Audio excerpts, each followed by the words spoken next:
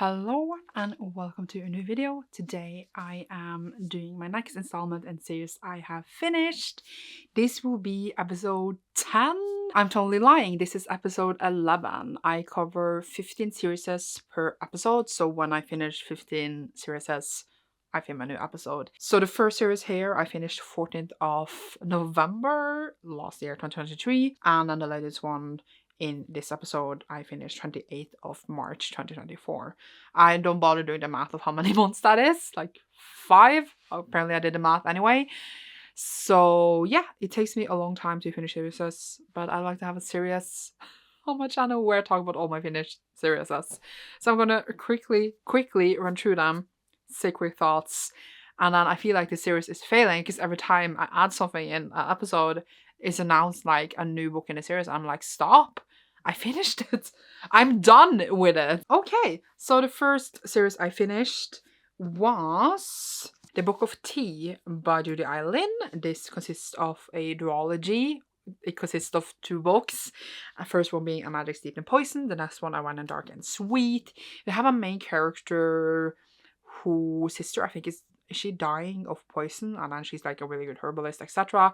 Then there's this competition, and then I think if she wins the competition, she can get any wish from the princess. Am I mixing this up with anything else?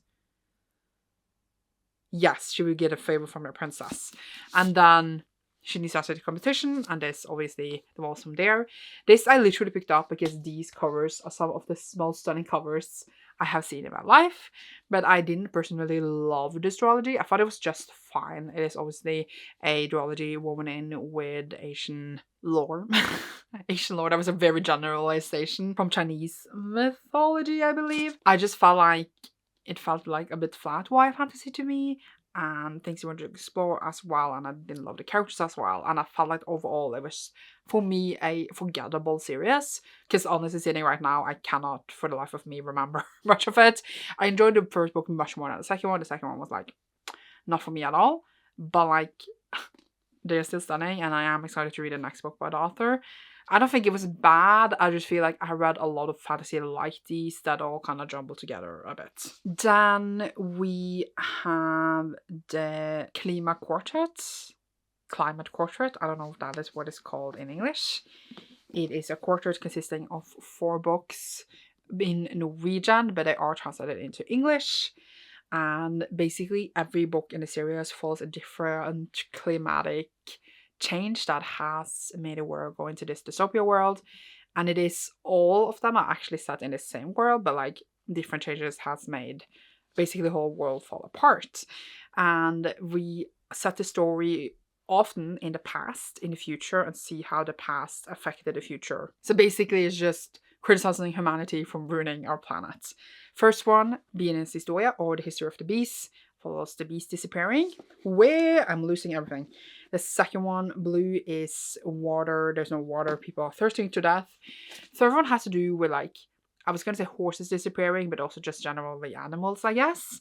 And then the last one, The Dream of a Tree, or Drømmen om et tre, is like just seeds and like nature dying. And then now we are actually on Svalbard, which is like the place where they have like the vault of seeds, and now they're trying to follow this vault so that they can plant again. It is a series full of humanity's greatest mistakes, but also humanity's hope. I found some of the books, we have all these different timelines, so I personally found like when like it all comes together a bit like lackluster for me.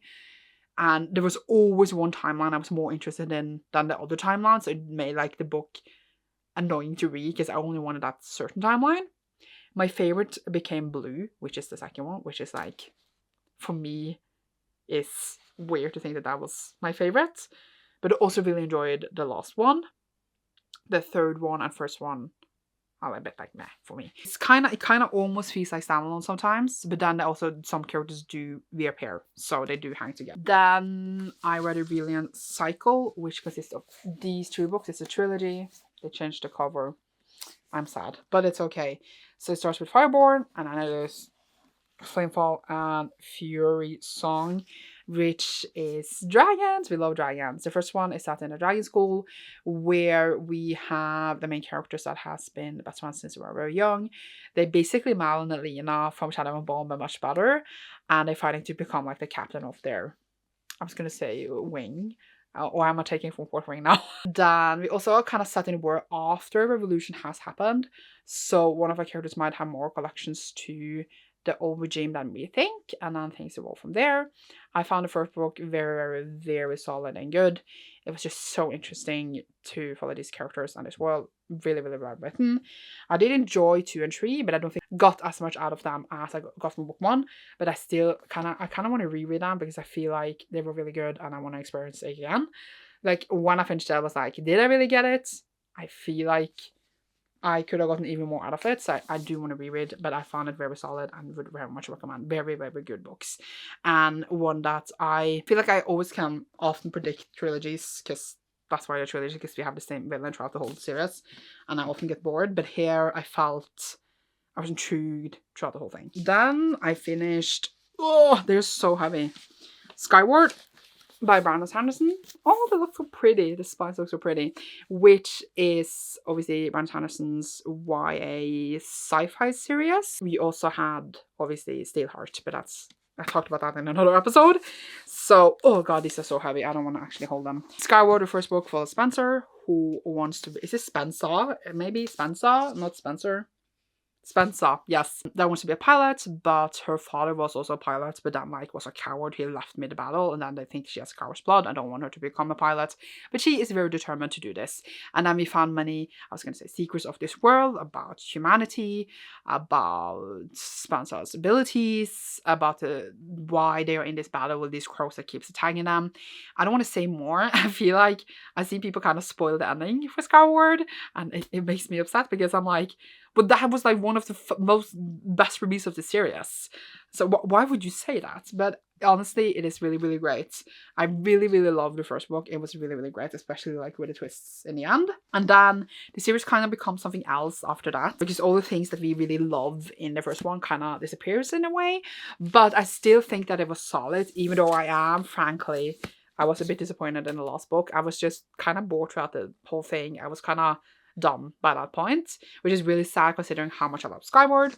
And then obviously they do also have, I was just going to mention the Skyward Flight, which is like a short story collection, which is actually thicker than all the others, that you have to read in between the other books to get the full picture of the story. But I just feel like I understand Martin Sanderson's plan for this series, but I also felt like what made the first book so great did disappear in the books, but I still could enjoy the other books for what they were. I know a lot of people did not. That's okay, but like overall solid, but not my favorite from Brandon Sanderson. But the first one is one of the best things I read. I'm trying to balance here. It's not going well. The books fell. The books fell. And it scared me. The creaked as well, like an old lady. I then have one of 2 manga series that I have finished now, which is very exciting because I never finished mangas. The first one being Blue Flag by Kaito. This one is a queer manga, but it does it in a bit annoying way, but that's usual for manga. So we have this girl that is in love with this boy, and then he's in love with another boy, and then that boy starts liking this girl, while he also simultaneously tried to help her to get the boy who's in love with him. So it is kind of like a drama between the 3 of them, and then it's just like life and stuff happens. It had some weird discussions about queerness that I am still not really comfortable with, and while the concept is fun, I do also think that the ending wasn't terrible like a lot of people thought it was. But I was just like, why did you make it so vague and weird? Like, after having this whole story, why didn't you just show us what was actually going on instead of being so weird and vague in the end? I don't get it, but it's just an 8 manga. Oh god, I thought I was showing you the covers. I forgot that we were another way around. There. It's an 8 manga volume series, so like it's not a lot, but I used years on it because I at the point couldn't get hold of Willan Cycle, and then I just used ages. And it was okay. Like, I don't think it's gonna stand as a favorite. I feel like I will forget it in a few years, but it's an easy reread if I want to remember. But I felt like it had a really good concept, but didn't have enough bravery to follow it through properly. yeah. Then I finished Broken Empire Trilogy by Mark Lawrence. Mark Lawrence's first trilogy, which started with Prince of Thorns, which is like a really bad main character. Like he goes around and rapes and pillages poor innocent people. It's basically about him taking back his kingdom, and then also it's told in present time where he's like going to do this, and then we also have flashbacks in every book going back to see like how we ended up there, because there's always some reason that he can't remember, which is a bit stupid, or like they don't want to reveal it to the reader. It takes a while for you to get used to that kind of storytelling, and I think enjoy it a bit the first time I read it, and then I was bored to death in the last two. It's not really a thing for me. I have strongly considered just getting rid of them because I doubt I would want to reread them. I mean, I was intrigued by the concept in the first one. And then I just, as time went by, I guess I used too long between each book to truly, like, I guess feel like I cared in the end, because I used so long between every book. Which is, again, a bit my fault, but also it was because I didn't care. Then I finished another duology, which is Jurassic Park by Michael Crichton. I still don't know how to say his name, which obviously is a super well-known sci-fi duology. And it is obviously, do I need to say the plot of Jurassic Park? They're in a park with not dragons, dinosaurs. And then the dinosaurs break free and start killing them. And obviously it was really fun to like read a book that I've seen obviously adaptations. I heard a billion things about it, like references, etc. It's super non-work. It was fun to read the first one. I thought the second one was literally just the first one repeated. So I thought that for me was a bit boring. I don't know. I thought that the second one wasn't about what the second one was about at all because of the movies, but they changed a lot, obviously. But overall, I am glad I read them because it's fun to read a classic. I could reread them because they're fun. But I thought I would honestly love them more, like that they would be amazing. And I thought for me, they were fine, good books, but not new favorites. Then I finished The Drowning Empire by Andrew Stewart, which are in the wrong order apparently. This is another trilogy, starting out with the Born-Shot Daughter. It is queer, and we have 4 point of views. We have the princess, or like the heir to the emperor, who is giving her tests to see if she can inherit his kingdom. We have a smuggler, and then we have 2 women that are in a relationship struggling on one of the islands, because it is many islands, which is why it's called the Drowning Empire. And in this world, the emperor does take bones out of its people to make these bone constructs to protect them, but when he uses kind of their bones, it's kind of like they're sucked out their life power, so people die of bone sickness. And it's really interesting concepts. I did kind of enjoy the first one, even though like this twist and stuff in the end were fun, even though lots of parts of it was also like could have been explored much more. And then the rest kind of went very predictable. The second book was like, and the third book was like, knew exactly every part where it was going to go. So it was a bit boring in that regard. I do think it was cool with like, you had different magical creatures, we had a fun magic system. But I felt like because of the predictability of the plot, it didn't stand out as a favorite. And I feel like, I don't know if I would even care to read it, or part of me is like, should I get rid of them? But I think they were pretty, so I might keep for a while and then see how I feel in a few years. Then I read another duology, which is Year Breakers by Solhana Mikuta, which has really, really pretty covers once again. And this is also queer. We have a sapphic main relationship. We actually have 2 girls that are on each side of this, I was going to say almost a war, but one of them is under the government. She's grown up in the school. She's in like these machine thingies that helps to control their society, I guess. While the other girl is in Gearbreakers, which is their resistance towards this society.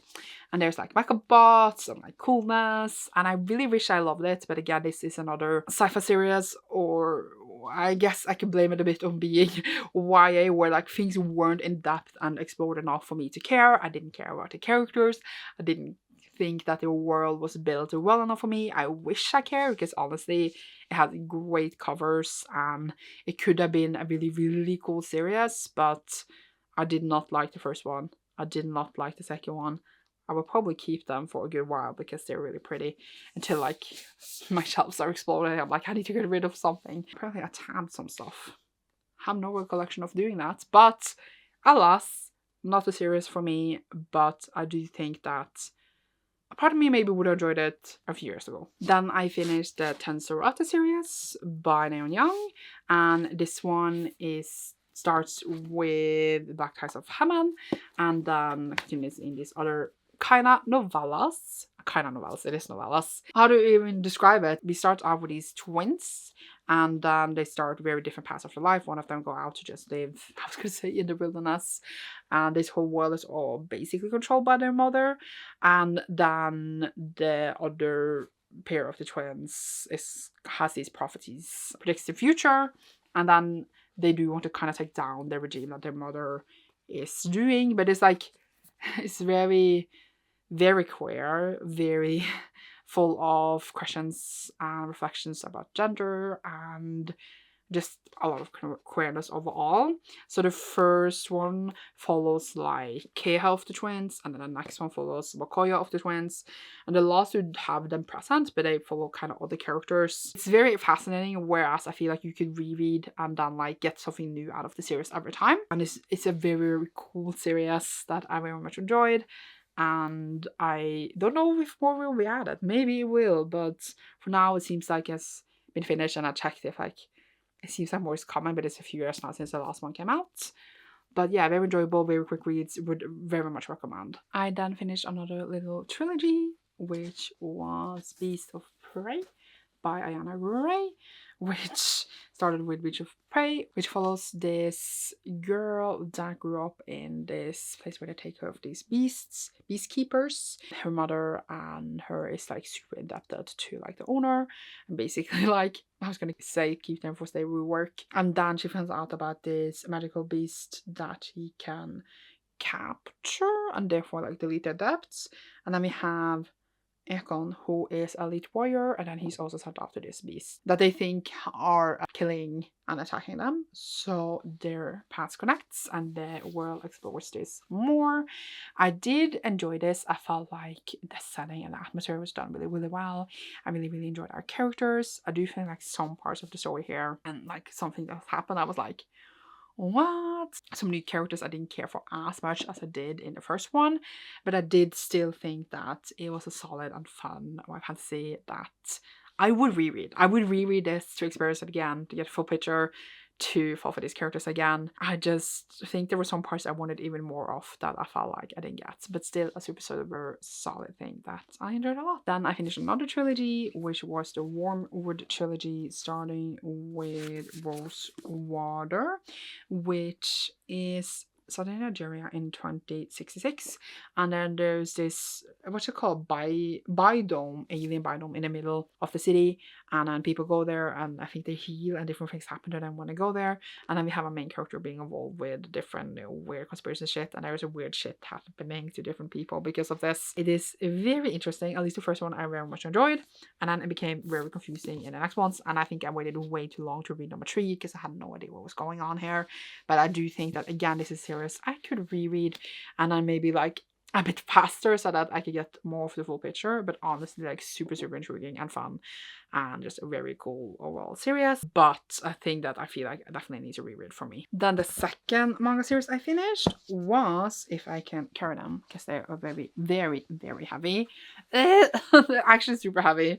It's Helsing by Kota Hirano.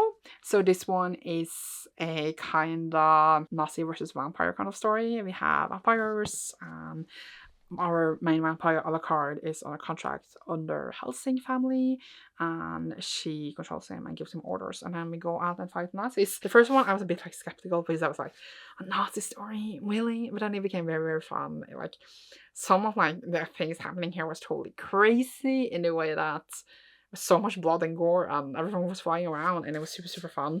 So I ended up really caring for the characters and the story in the end. It was really weird because it was just like reading one piece arc, and then like the whole manga was over, and I was like, okay. it was really weird for me, but I still had of course a super good time. Finishes fairly fast after one another, so that was fun. Then I have The Raven Cycle by Maggie Seawater, which is a 4-book YA series that I actually read the 2 first ones twice and then reread them with Erica. But I think that this series is not really it for me. It's very much about like atmosphere more than plot, and I didn't really care that much for the characters. They annoyed me a lot. So for me, I don't think the series was it, even though I didn't end up enjoying 1 and 2 much more on reread, and then 3 and 4 I didn't like as much. So maybe that what I need to do is now reread 3 and 4 to see if I will like them more. I have no idea. No, but honestly, some of the characters were very annoying, and I don't think I love Magazine Order books that much. I can definitely see the appeal though, and I'm not saying the series is bad, it's just very much a kind of series where I'm like, what was the point? But I guess kind of that is the point. I'm not sure. Oh my god! And the last series we have here today is Kingdom of the Wicked, which is another, I was going to call it a YA fantasy, but it started out as a YA fantasy in Kingdom of the Wicked, where it was kind of mystery, where we have a main character trying to find out who killed her sister. And then in the others, the second one, it became a bit more sexy, but not completely sexy. And then in the last third one, we were just horny all the time and interrupted trying to have sex. And I was like, this is not the same series as in the beginning. I do feel like definitely influenced by like the popularity of spice in books, but also because it was dropped by Jenny Patterson, which was like the YA, what's it called? Not branch. It's called something. Imprint, that was what I wanted. Even as a murder mystery kind of thing with a romance, Princess of Hell, I forgot to say that we were on one with Princess of Hell after a while. I just didn't care. I didn't care in the beginning. I didn't care when it was spicy in the end. It's not a series for me. I want to hold on because to take a lot of space, but now these are out of print. I'm like, no, I should keep them. I'm like, Sandra, please. But I can see why a lot of people don't enjoy them. I just like think that if you compare first and last, honestly, like the difference in story, it's astoundable, but honestly just the way the like murder and the mystery stuff was set up, I just could not care less. So not again for me at all. That's what I got to you here today. That was 15 series. I only have 2 series on the next list, so maybe you will see me again in like 3 months for another episode. I try to focus on finishing series, but it is hard. Okay, life is hard, but I have a lot of them on 24 and 24, and on series I need to finish this year, so it should be a couple more this year at least. And yeah, that is what I got. Thank you so much for watching. Leave a skull emoji down below if you do enjoy this, and you should see me soon in a new one. Thank you so much for watching. Goodbye.